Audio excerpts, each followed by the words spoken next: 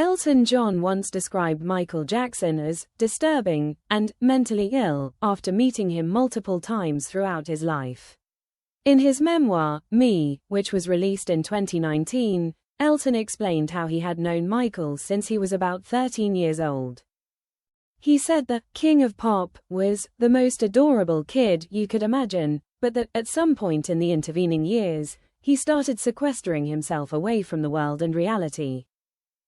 The Rocket Man, 77, penned, "God knows what was going on in his head, and God knows what prescription drugs he was being pumped full of. But every time I saw him in his later years, I came away thinking the poor guy had totally lost his marbles. I don't mean that in the light-hearted way. He was genuinely mentally ill, a disturbing person to be around. It was incredibly sad, but he was someone you couldn't help. He was just gone, off in a world of his own, surrounded by people who only told him what he wanted to hear." Elton described how he arranged a dinner party in the early 1990s soon after he began dating his now husband David Furnish. Among his guests was a psychiatrist who bought Michael as a +1.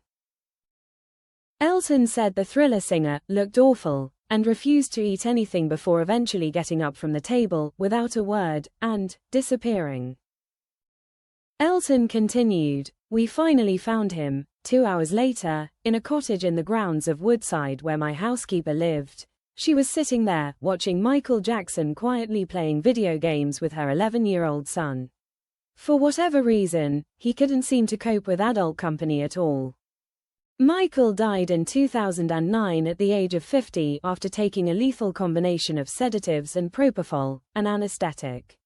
Authorities declared his death a homicide and his doctor, Conrad Murray, was convicted of involuntary manslaughter in 2011.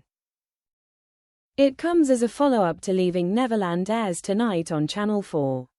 The film revisits Wade Robson and James Safechuck, who alleged they were sexually abused by the singer when they were children, and their 10-year legal journey to get Jackson's estate to accept their claims.